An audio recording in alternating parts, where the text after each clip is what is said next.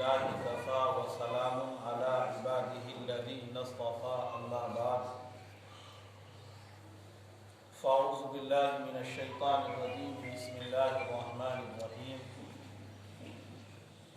وقل للمؤمنات يغضضن من أبصارهن ويحفظن فروجهن ولا يبدين زينتهن إلا ما ظهر منها وَلْيَضْرِبْنَ بِخُمُرِهِنَّ عَلَى جُيُوبِهِنَّ صدق الله العظيم. وقال النبي صلى الله عليه وسلم الحياء شعبة من الإيمان أو كما قال عليه الصلاة والسلام. عزیزان گرامی، اللہ رب العزت والجلال قرآن کریم کی اس آیت مقدسہ کے اندر جناب رسول اللہ صلی اللہ علیہ وسلم مخاطب کر کے ارشاد فرمایا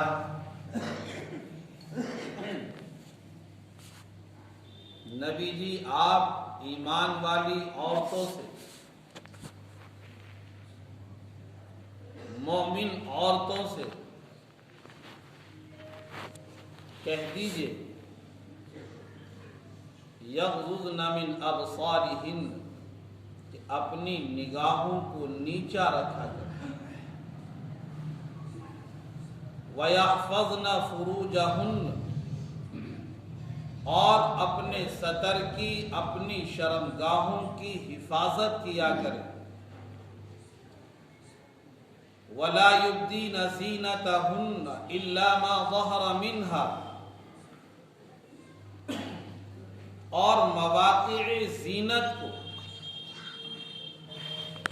جو جسم کے اندر ایسے اجزاء ہیں جن کو زیورات کے ذریعے آراستہ کیا جاتا ہے، سجایا جاتا ہے، ان کو چھپا کر رکھے، إِلَّا مَا ظَهَرَ مِنْهَا صرف وہ اجزاء جن کو ضرورت کی وجہ سے کھولنے کی اجازت ہے ان کو کھول سکتے ہیں۔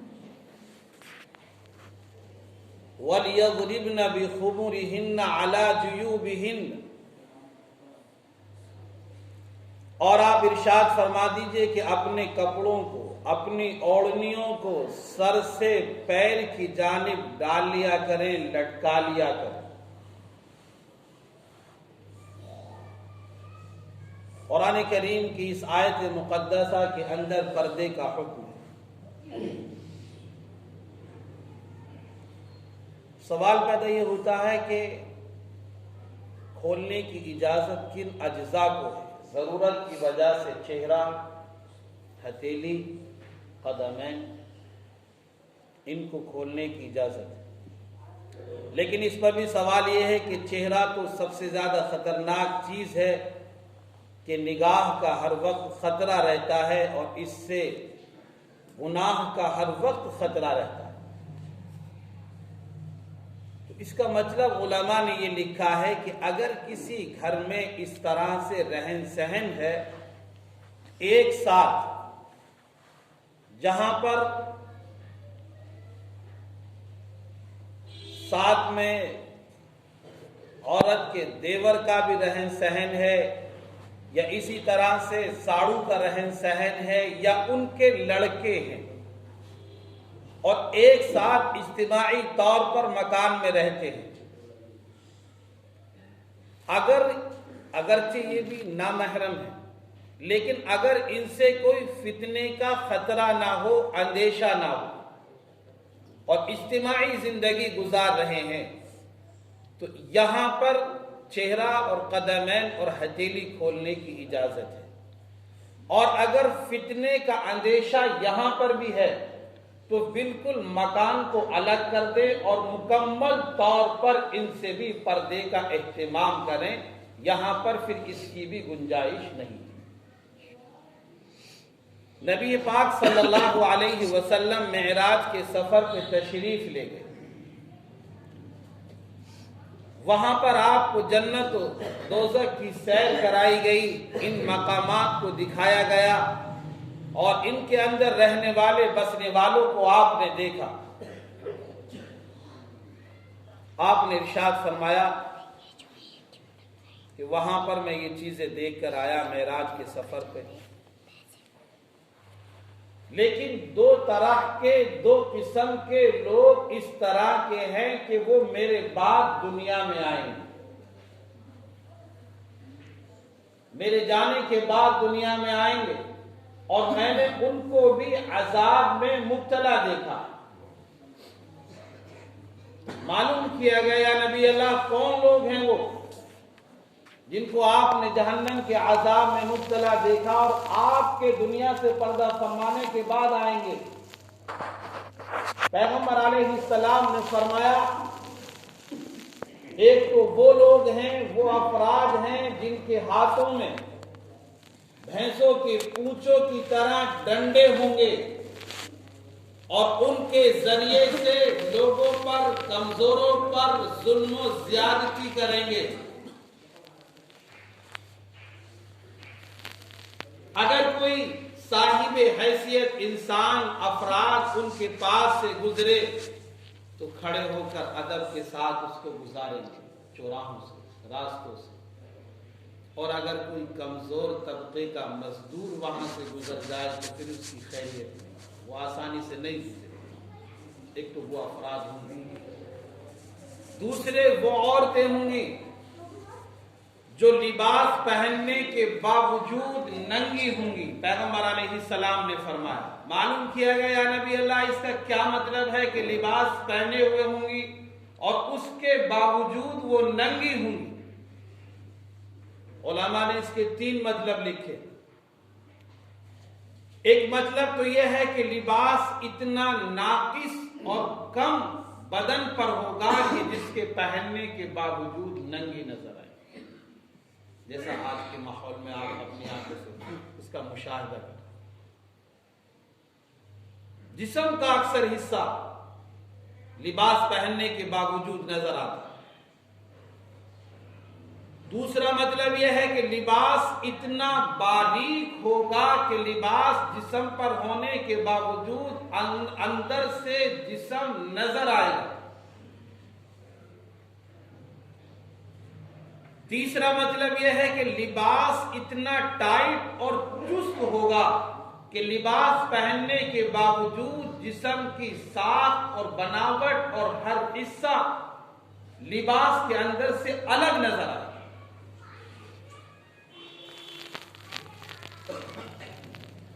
پیغمبر علیہ السلام نے فرمایا کہ ایسے لباس کو پہن کر اور ایسی مٹک مٹک کے راستوں سے گزریں گی جس کی اس چال کو دیکھ کر سینکڑوں لوگ گناہ میں ملوث ہو سکتے ہیں. اور آگے فرمایا پیغمبر علیہ السلام نے کہ ایسی راستوں سے گزریں گی، ایسے چلیں گی کہ ان کے سر اونٹ کے کوہان کی طرح ہلتے ہوئے نظر آئیں گے.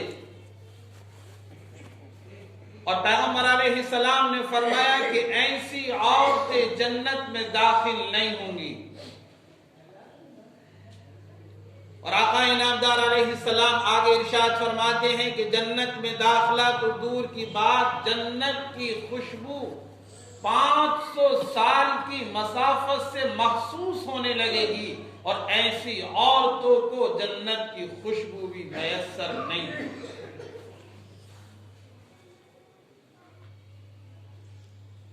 اللہ ہم سب کی حفاظت فرمائے.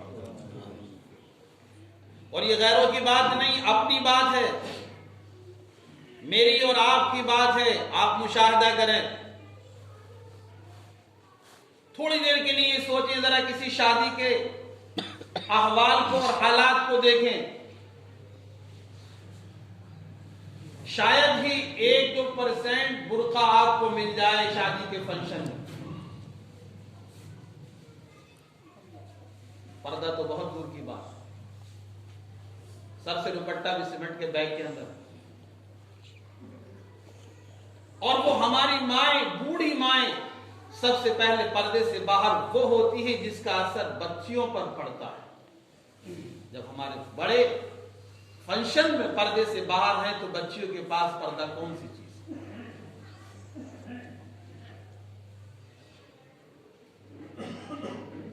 اللہ ہم سب کی حفاظت فرمائے۔ خیال کیجئے لباس کا، اگر آپ نے خیال نہیں کیا تو وہ دن دور نہیں، اللہ معاف فرمائے کہ کہیں ہماری عزت ہمارے ہاتھوں سے نہ چلی جائے۔ یہ گھر کی عزت ہے، میری اور آپ کی ناک ہے، اور سب سے بڑا مسئلہ ہماری اولاد کے ایمان کا ہے۔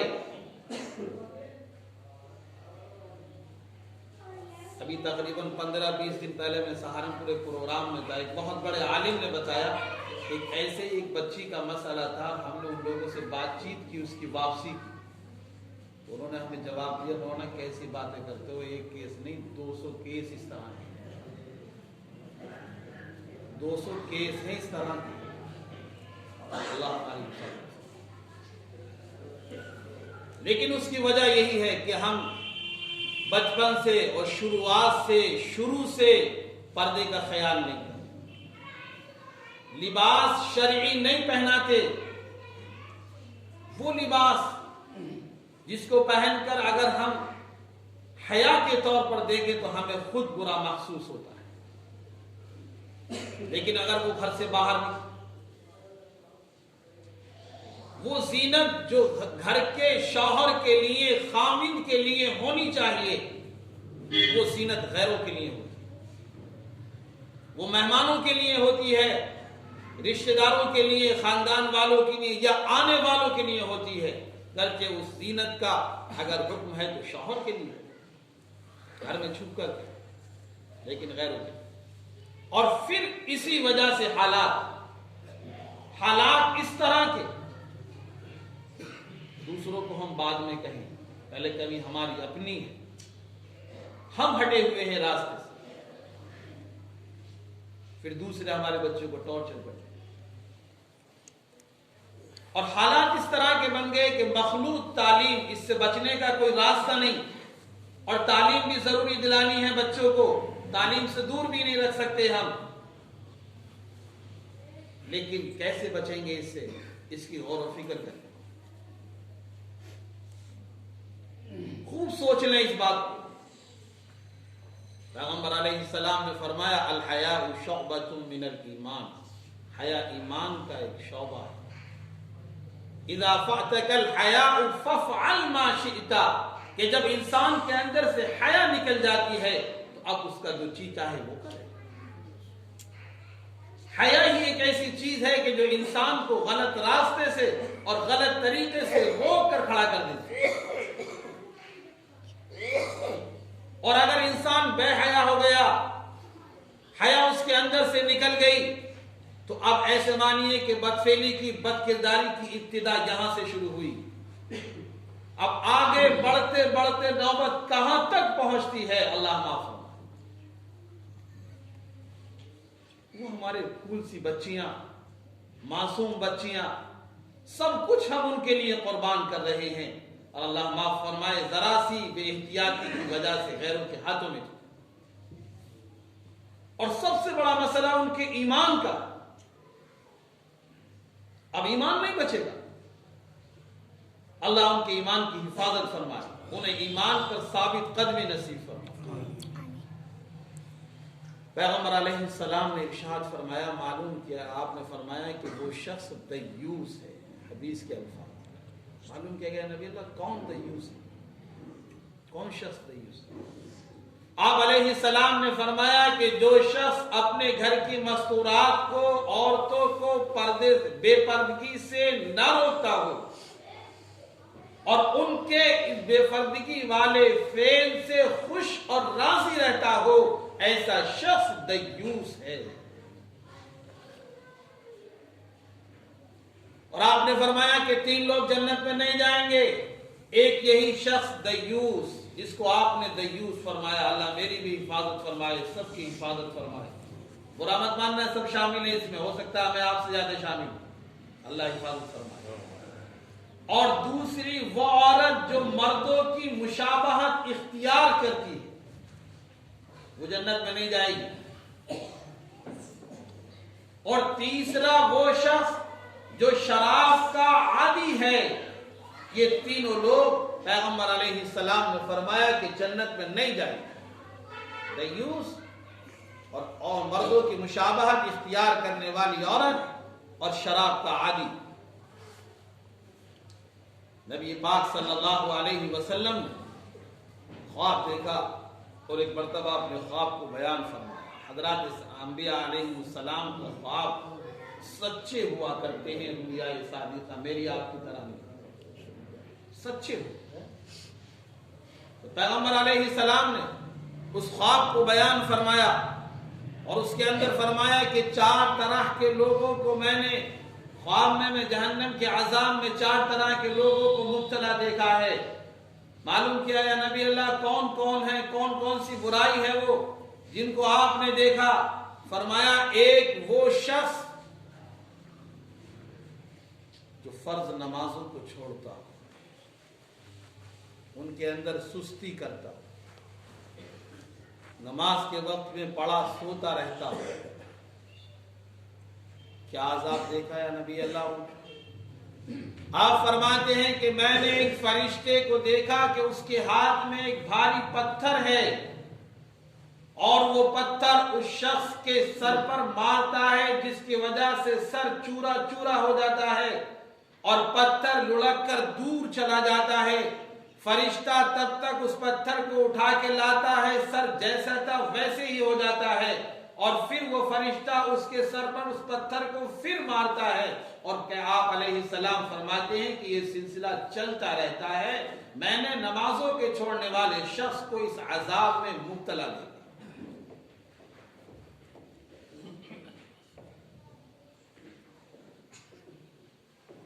دوسرا شخص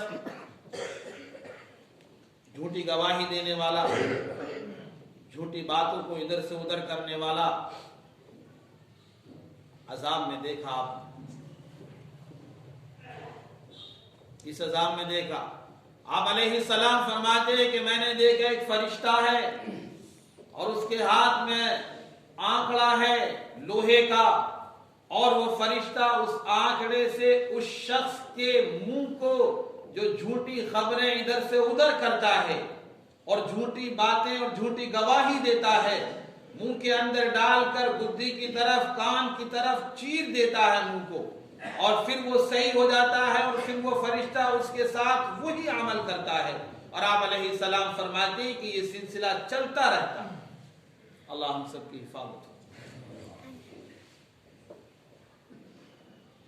تیسرا شخص آپ علیہ السلام فرماتے ہیں کہ ایک تنور ہے, اس میں آگ جل رہی ہے. اللہ. اور میں نے دیکھا اس کے اندر بدکار عورتیں, بدکار مرد. ایسا عمل ہے کہ جس عمل کی وجہ سے پورے کے پورے انسان کو زانی کہا جاتا ہے. گناہ ایک عضو نے, ایک حصے نے کیا اور شریعت کی نگاہ میں پورا انسان بدکار اور زانی کہلائے گا. میں نے دیکھا کہ ان دونوں کو اس تندور میں ڈال دیا گیا اور اس کے اندر آگ نکل رہی ہے. کبھی اوپر کو آتے ہیں, کبھی نیچے کو جاتے ہیں, کبھی اوپر کو آتے ہیں, کبھی نیچے کو جاتے ہیں اور یہی عمل ان کے ساتھ ہوتا رہتا ہے. چوتھا شخص سود کا عادی, بہت بڑا گناہ. اور یہاں تک فرمایا کہ اس کے تعلق سے 10 لوگوں پر لعنت ہے. اس کا لانے والا, لے جانے والا, لکھنے والا, دلوانے والا, گواہی دینے والا. شریعت میں 10 افراد گنائے.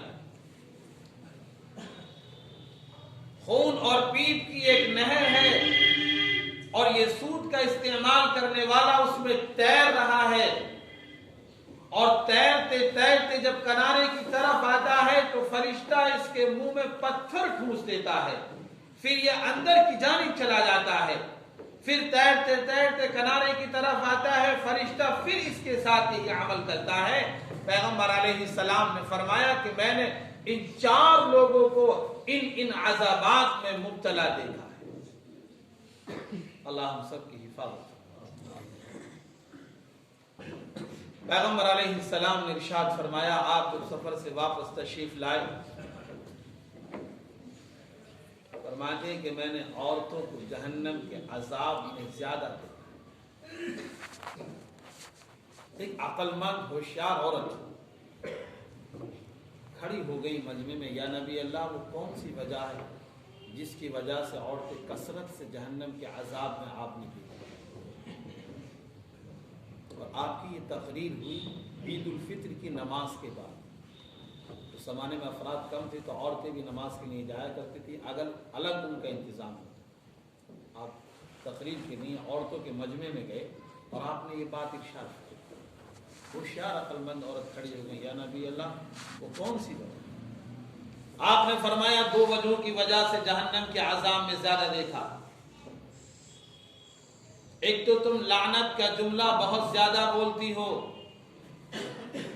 वो मासूम सा बच्चा जो तुम्हारी गोद में है, दूध पी रहा है, जिसको तुम दूध पिला रही हो, अगर तुम्हारे मिजाज के खिलाफ कोई बात उसने कर दी, कोई अमल कर दिया, तो तुम्हारी जबान पर इससे कम बात नहीं आती कि तुम मरता क्यों नहीं, मुझे ऐसी औलाद की जरूरत नहीं।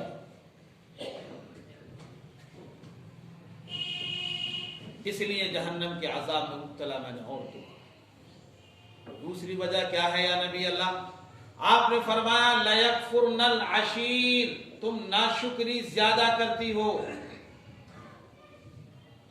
सारी जिंदगी तुम्हारे आदमी ने कमा कमा कर तुम्हें खिलाया, अच्छे से अच्छा पहनाया, अच्छे से अच्छे मकान में रखा, अगर एक बार भी ऐसा अमल हो गया कि तुम्हारी बात न मानी गई,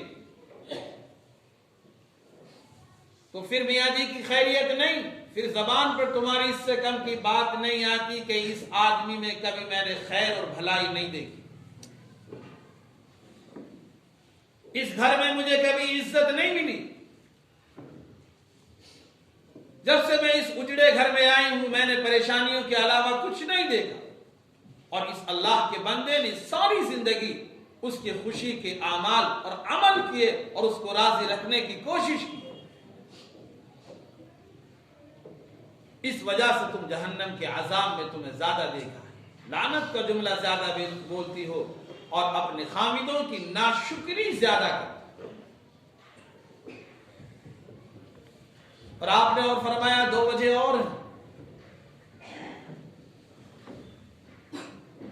तुम्हारे अंदर अकल कम है,